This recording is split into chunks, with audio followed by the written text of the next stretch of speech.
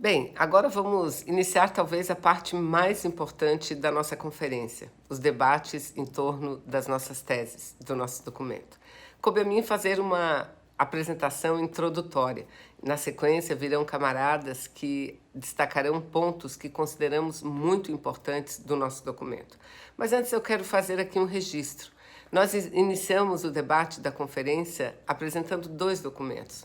Um manifesto, um documento mais simples, voltado para a população, e as nossas teses. Um documento mais denso, as nossas teses que procuram não apenas desenvolver as questões teóricas do feminismo, mas também avançar nas formas e na busca de caminhos para que possamos aprimorar a nossa atuação nas organizações e nos movimentos de massa, para que possamos nos aproximar cada vez mais da população, de homens e principalmente das mulheres, que são mais da metade da população e as que mais sofrem com a pandemia. Nosso objetivo é organizar a população, conscientizar, preparar a população e trazê-la para a luta de resistência, para a luta em defesa da construção de um projeto nacional de desenvolvimento, contra a hegemonia do capital financeiro, pela conquista de um regime democrático popular rumo ao socialismo. O outro documento é o manifesto. O nosso manifesto, que, aliás, está aberto a adesões de todas e de todos, para além das nossas fileiras partidárias, para além da nossa militância, aliás, para além desse processo da terceira conferência. Um manifesto que é um verdadeiro grito pelo direito à vida, um manifesto que nós decidimos intitular como Manifesto pelo Feminismo Popular, não como um desenvolvimento teórico ou como a apresentação de uma nova vertente do feminismo, mas como uma forma de expressar a nossa luta que é emancipacionista, a nossa luta pelos direitos das mulheres e pela construção de uma sociedade igualitária, a nossa luta do feminismo emancipacionista popular, que tem como objetivo dialogar com a sociedade, sobretudo com as mulheres, que são maioria dessa sociedade. Mulheres tão diferentes e que vivem diferentes realidades. Mulheres negras que vivem nas periferias, mulheres que, por estar desempregadas, trabalham na informalidade, mulheres que são mães solos, mulheres que são jovens, mulheres de todas as raças, mulheres que vivem e que sofrem. Este nosso manifesto é um manifesto em defesa da vida, que coloca no centro a principal luta hoje do nosso país, que é a luta pela vida, a luta pelo direito às vacinas, a luta contra o Bolsonaro, contra esse governo misógino e genocida de Bolsonaro. Então agora vamos começar a falar um pouco do nosso documento. Minha introdução aqui é sobre a primeira parte, que é a crise estrutural do capitalismo e os seus reflexos sobre as mulheres. Mas primeiro dizer o seguinte: nós somos de um partido revolucionário, um partido que defende uma sociedade igualitária à sociedade socialista, porque somos contra essa sociedade capitalista que se baseia na exploração de classes, onde a grande maioria trabalha arduamente para gerar uma riqueza que dela não pode usufruir. A nossa luta, portanto, contesta a própria sociedade capitalista, uma sociedade que se mantém com base na exploração de classes, mas que se sustenta também a partir da opressão de gênero e de raça. São formas de opressão que se entrelaçam: classe, gênero e raça. A luta feminista está, portanto, relacionada intimamente e diretamente com a materialidade da vida, ou seja, com a sua organização econômica, política e social. A luta feminista representa uma contestação ao sistema capitalista, ao patriarcado e ao racismo que neles se reproduzem. Por essas razões, nós não podemos classificar as lutas contra a discriminação e a opressão de gênero e de raça como lutas meramente identitárias. Não, são lutas estruturantes, identitárias também, mas lutas estruturantes. O imbricamento classe, gênero, raça e etnia permeia também o mundo do trabalho. Mulheres e negras ocupam as posições mais precarizadas.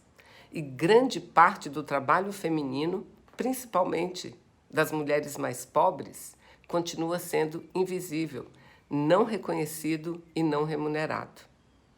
Nessa atual etapa do sistema capitalista, a etapa do neoliberalismo, a etapa do capitalismo financeirizado e de seus monopólios associados, tem levado a uma profunda e estrutural crise do sistema, provocando principalmente um aumento significativo no número de trabalhadores ou desempregados ou que são sujeitos a condições de trabalho cada vez mais precarizados. Um dos grandes exemplos é o Brasil do pós-golpe de 2016, um golpe contra a democracia e contra um projeto de desenvolvimento nacional com inclusão social. A conta foi apresentada pelos golpistas e as prioridades foram exatamente as medidas de restrições e retiradas dos direitos da maioria do povo. As prioridades foram as reformas trabalhista e previdenciária, que vieram exatamente para reforçar essa nova forma de relação capital-trabalho e também para fragilizar as entidades sindicais, que são fundamentais nas lutas de resistências e em defesa dos direitos das trabalhadoras e dos trabalhadores. Além da forte crise econômica, da crise democrática, dos retrocessos promovidos pelo governo Bolsonaro, temos agora uma profunda crise sanitária, que no Brasil não é apenas provocada por um vírus, pela pandemia da Covid-19, mas também pela irresponsabilidade de um presidente genocida. Essa crise ressalta e amplia ainda mais as mazelas sociais provocadas pelo próprio sistema capitalista, aumentando ainda mais o desemprego e as condições precárias de trabalho. E como vimos, são exatamente as mulheres as que mais sofrem, com a precarização, com o desemprego, com a sobrecarga nas tarefas dos cuidados, com a violência de gênero e principalmente com a redução das políticas públicas. Os dados relativos ao quarto quadrimestre de 2020 mostram que o desemprego entre os homens ficou na casa dos 9% aproximadamente, enquanto nas mulheres foi de 13%.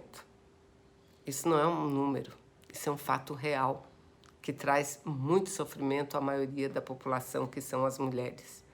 Esse período de pandemia tem revelado a perversidade desse sistema, momento em que os ricos ficam cada vez mais ricos e os pobres cada vez mais pobres. Apesar dos avanços tecnológicos, apesar dos avanços no campo da comunicação que constrói uma sociedade moderna, o que nós assistimos é que persiste e se acentua a divisão sexual do trabalho, que reserva às mulheres as tarefas dos afazeres domésticos e dos cuidados.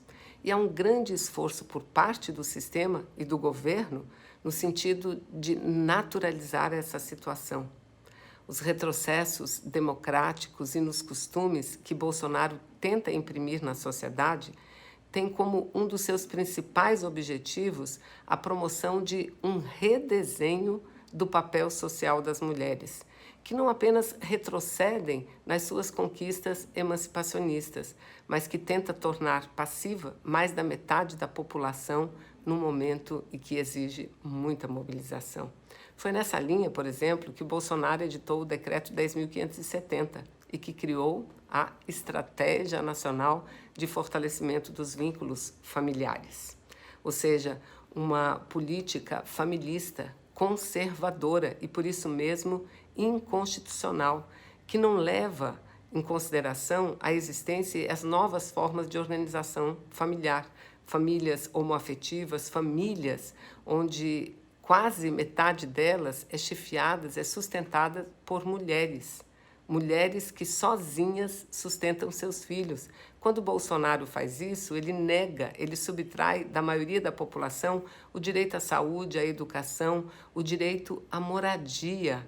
E isso é muito grave. Esse decreto reforça, portanto, a divisão sexual do trabalho e tenta promover o retorno das mulheres ao ambiente doméstico.